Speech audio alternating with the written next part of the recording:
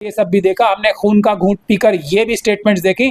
China ये बोल रहा है कि हमारे आयरन क्लैड ब्रदर्स हैं पाकिस्तान, हम चुप रहे। हमने उस सब के बाद ये देखा कि मोदी जी ने क्या ट्वीट किए पिछले 4 दिन, और ये मैं आपको दिखाना चाहता हूँ। ये सब हम खून का घूंट पीकर देखते जा रहे थे, देखते जा रहे थे, देखते जा रहे थे और देखते जा रहे थे। ये है पिछले 4 दिन के ट्वीट्स। पहला है स्पोक विद माई, 4 दिन पहले का है, spoke with my friend elbow MP, जो ऑस्ट्रेलिया के प्रधानमंत्री जो अपना चुनाव जीते हैं, ये उनको मुबारकबाद। दूसरा ट्वीट है 4 दिन पहले ही, प्राइम मिनिस्टर केयर स्टेमर को मुबारकबाद देते हुए कि हमारे दोनों देशों के बीच में ट्रेड एग्रीमेंट हुआ। अब क्या ट्रेड एग्रीमेंट हुआ है? अडानी, अंबानी और यूसुफ लुलू जैसे बेईमान लोगों को क्या फायदा पहुंचाने के लिए ट्रेड वो किया है, वो नहीं बताया मोदी जी ने। फिर उसके बाद हमने खून का घूंट पी के देखा, ये एबीपी नेटवर्क क्या है, ये एक क्रिमिनल चैनल। इसके फंक्शन में जाके मोदी जी को देखा, इंडिया 2047। एबीपी है क्या? एक देशद्रोही संस्था। और क्या है इसके अलावा? उसमें भी देखा हमने मोदी जी को उसके बाद देखा जर्मनी के चांसलर को ऑफिस अपना ग्रहण करते हुए ये ट्वीट किया मोदी जी ने।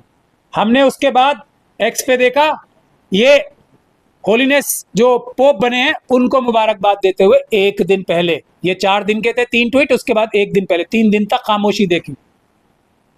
फिर हमने देखा रविंद्रनाथ टैगोर साहब को श्रद्धांजलि देते हुए। फिर हमने देखा 1 दिन पहले ये फोटोग्राफ, ये मोदी जी की। ये कौन सा फोटो आप कर रहे थे मुझे नहीं समझ में आ रहा है। जबकि ट्रंप साहब, ये फोटो देखे हम, ये मोदी जी का आखिरी ट्वीट है 22 घंटे पहले। इतनी बेहतरीन टेबल पे बड़े बड़े लोगों के साथ, हमारे फौज के बड़े बड़े लोगों के साथ छोटे छोटे लोगों को भी बैठे देखा। बड़े बड़े पदों पे बैठे हुए फौज के बहादुर लोगों के साथ छोटे छोटे लोगों को भी देखा। प्रधानमंत्री जी के पद पे बैठे हुए नरेंद्र मोदी जी को देखा। और मैं छोटे लोग क्यों कह रहा हूं इन्हें, कि इतने बड़े लोगों, बहादुर लोगों के सामने बैठ के भी इन्हें शर्म नहीं आई ये मीटिंग लेते हुए।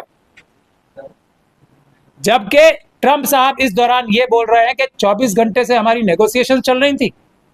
प्रधानमंत्री जी क्या नेगोशिएशंस के बारे में डिस्कस कर रहे थे? फौजियों का काम नेगोशिएशन करना होता है।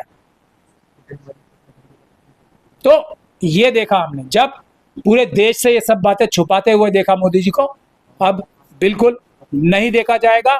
मैं आज ये सभी अंबेडकरवादियों की तरफ से, देशभक्त लोगों की तरफ से कुछ गुजारिशें करना चाहता हूं।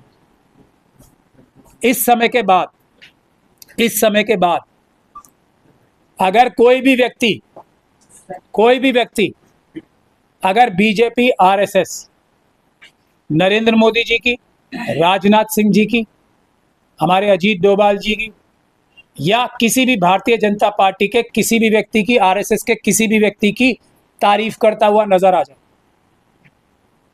तारीफ करता हुआ, सिवाय उस वक्त के अलावा जब ये सभी लोग हाथ जोड़ के देश से माफी ना मांगे, उस वक्त इनकी तारीफ की जा सकती है कि हाँ, कम से कम अब ये माफी मांग रहे हैं कि इतनी बहादुर सेना होने के बाद भी सीज फायर, ये बोल रहे हैं कि पाकिस्तान ने रिक्वेस्ट की थी, ये बोल रहे हैं, ये हमारे डिफेंस और ये फॉरेन मिनिस्टर साहब बोल रहे हैं। और फिर उसी के साथ साथ ये भी बोल रहे हैं कि पाकिस्तान ने सीज फायर का उल्लंघन कर दिया। मतलब किस तरह के लोग हैं ये? कौन है ये लोग?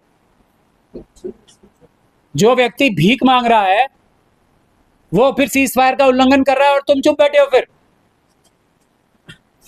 तो किस तरह के लोग हैं ये?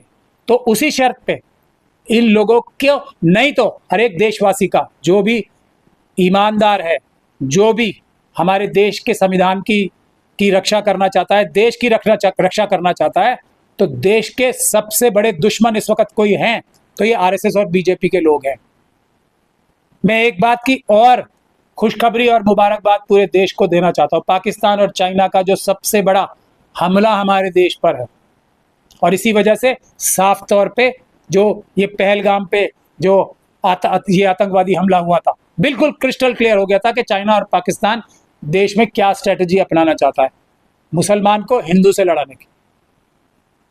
आरएसएस के सारे एजेंट्स ने पूरी ताकत लगा के इस दौरान भी, पिछले 5 दिनों के दौरान भी कोशिश की हिंदू मुसलमान करने की, लेकिन देश की जनता ने ये दिखा दिया कि ये मुट्ठी भर आरएसएस के जो वर्कर्स हैं, पेड एजेंट्स हैं, जो इनके कार्डर्स हैं, उनके अलावा पूरा देश हिंदू मुसलमान में नहीं बटेगा। और चाइना और पाकिस्तान के मुंह पर यह सबसे बड़ा तमाचा था जो देश की जनता ने मारा, बावजूद इन आरएसएस और बीजेपी के कार्यकर्ता, जो कि मेरा इल्जाम हमेशा से रहा है और अब वो साफ भी हो गया है कि ये पाकिस्तान और चाइना के एजेंट हैं, इसके अलावा कुछ नहीं है। अब इनका हिसाब किताब करने का कानूनी और संवैधानिक रूप से वक्त आ गया और उसकी शुरुआत होगी। यह ऐलान करने के लिए भी मैंने आप लोगों को आज बुलाया, इसकी शुरुआत होगी और इसमें आप सब लोगों की मदद चाहिए होगी हमें। ये जो क्रिमिनल्स हैं, जिन्हें लोग बचाने के लिए, जिनको एक रिस्पेक्टेबिलिटी देने के लिए गोदी मीडिया बोला जाता है, ये इनकी इज्जत बढ़ाने के लिए बोला जाता है, गोदी मीडिया नहीं है ये चाइना और पाकिस्तान के एजेंट्स हैं, ये चाइना और पाकिस्तान के जासूस हैं। ये जासूसी की घटनाएं, जासूसी कर रहे हैं हमारे देश के अंदर, एस्पियोनाज एक्टिविटी समझते हो, जो भीतरघात होता है, ये वो काम कर रहा है। ये वो लोग हैं, सारे टीवी चैनल्स वाले जितने भी हैं, जिन जिन लोगों ने ये काम किए हैं, जिन जिन लोगों ने हमारे देश की सेनाओं की जो जेन्युइन उपलब्धियां थी चाइना और पाकिस्तान की मिलीजुली फौज को हराने की, उसको झूठा बताने के लिए, उसको झूठा साबित करने के लिए ऐसी ऐसी खबरें चलाई कि इस्लामाबाद पे कब्जा हो गया, ताकि लोगों को, पूरी दुनिया को ये लगे भारत की जो सेना ने उपलब्धियां ली हैं वो झूठी हैं। ये साजिश थी इन लोगों की कि ये कराची पोर्ट को नेस्तो नाबूद कर दिया, इस्लामाबाद पे कब्जा कर लिया, नवाज शरीफ को अरेस्ट कर लिया, फिर उसके भाई को, शहबाज शरीफ को।